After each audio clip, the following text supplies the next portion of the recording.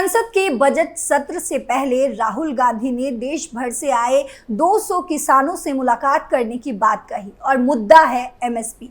इसकी जानकारी खुद किसान नेता जगजीत सिंह हल्लेवाल ने दी। किसान एमएसपी पर लगातार आंदोलन भी कर रहे हैं और लगता है कि इस बार संसद में अपोजिशन इस मुद्दे को जरूर उठाएगा। ऐसे में कई सवाल बनते हैं और अब मैं आपको बताती हूँ कि आखिर एमएसपी क्या होता है। क्या है न्यूनतम समर्थन मूल्य दर? न्यूनतम समर्थन मूल्य यानी एमएसपी किसानों को दी जाने वाले एक गारंटी की तरह होती है, जिसमें तय किया जाता है कि बाजार में किसानों की फसल किस दाम पर बिकेगी। दरअसल फसल की बुआई के दौरान ही फसलों की कीमत तय कर दी जाती है और ये तय कीमत से कम में बाजारों में नहीं बिकती है। एमएसपी तय होने के बाद बाजारों में फसलों की कीमत गिरने के बाद भी सरकार किसानों को तय कीमत पर ही फसलें खरीदती है। सरल शब्दों में कहें तो एमएसपी का उद्देश्य फसल की कीमत में उतार चढ़ाव के बीच किसानों को नुकसान से बचाया जा सके। अब बात करते हैं किसानों के मांग की। आखिर किसान सरकार से क्या डिमांड कर रही है? किसानों का डिमांड कृषि कानूनों को वापस लेने की सरकार की घोषणा के बाद भी किसानों का आंदोलन खत्म नहीं हुआ है। किसानों का कहना है कि कृषि कानूनों को सरकार पहले संसद में लाकर रद्द करने की प्रक्रिया पूरी करे। इसके साथ ही किसानों की मांग है कि सरकार एमएसपी की गारंटी दे और इसे लेकर कानून बनाया जाए। एमएसपी के अलावा किसानों की क्या है प्रमुख मांगे? एमएसपी के अलावा भी किसानों की कई मांगे हैं, हम आगे डिस्कस करें। उससे पहले किसानों की मांग क्या है वो मैं आपको पॉइंट टू पॉइंट समझा दूं। मनरेगा में हर साल 200 दिन का काम मिले, इसके लिए 700 रुपए की दिहाड़ी तय हो। डॉक्टर स्वामीनाथन आयोग की रिपोर्ट के हिसाब से एमएसपी की कीमत तय हो। अगली मांग है किसान और खेतीहार मजदूरों का कर्ज माफ हो, उन्हें पेंशन दी जाए। भूमि अधिग्रहण अधिनियम 2013 दोबारा लागू किया जाए।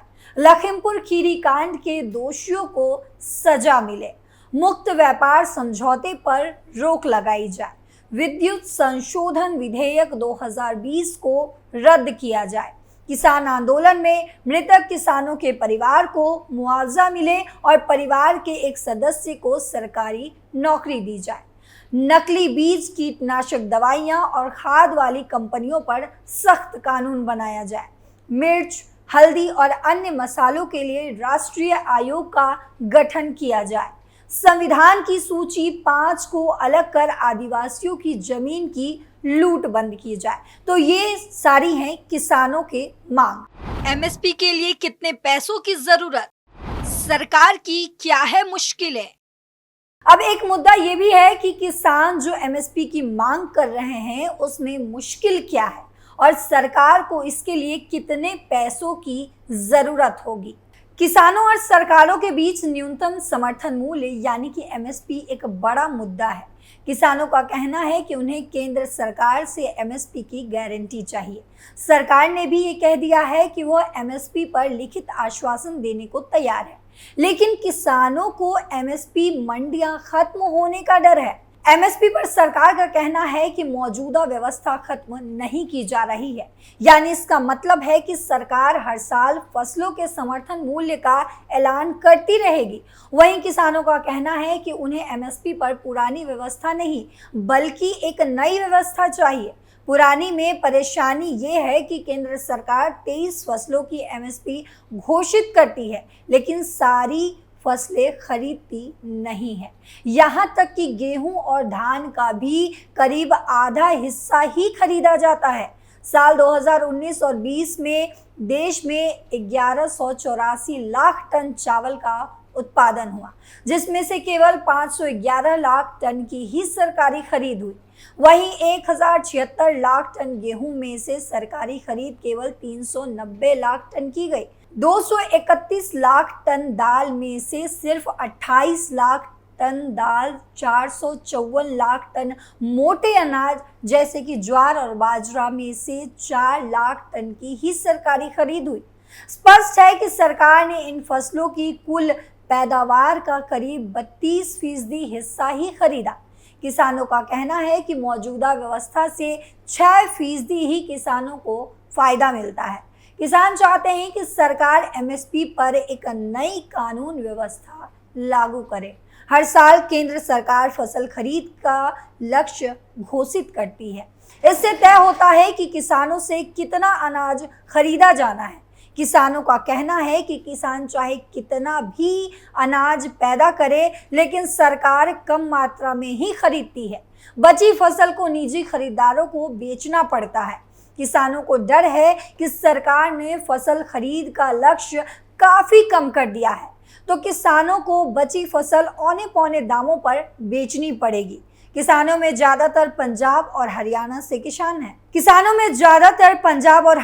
हैं, जहां से सरकारें एमएसपी पर सबसे ज्यादा अनाज खरीदती है। तो एमएसपी पर किसान आखिर क्या चाहते हैं?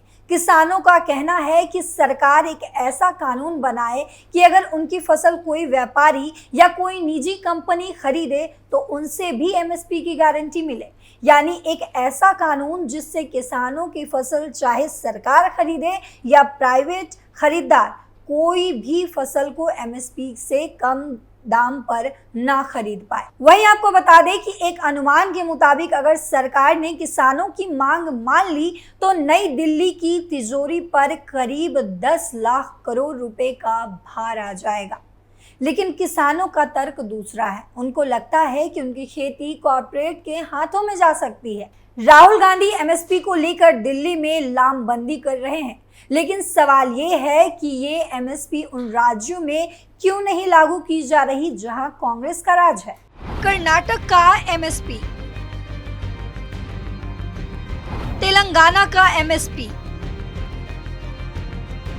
हिमाचल प्रदेश का एमएसपी। एमएसपी की कहानी 57 साल पुरानी। बार बार एमएसपी का जिक्र हो रहा है और राहुल गांधी इस पर जोरदार सियासत भी कर रहे हैं, लेकिन वो ये भूल गए हैं कि फसलों पर एमएसपी की कहानी 57 साल पुरानी है। 1965 की बात करें तो 1965 में केंद्र सरकार ने कृषि लागत और मूल्य आयोग यानी कि CACP बनाया, जो एमएसपी को तय करता है। पहली बार 1966 और 67 में सरकार ने किसानों से एमएसपी पर फसलें खरीदी थी। अभी सरकार 23 फसलों को एमएसपी पर खरीदती है। इसमें 7 अनाज, 6 तिलहन, 5 दलहन और 4 अन्य फसलें शामिल हैं।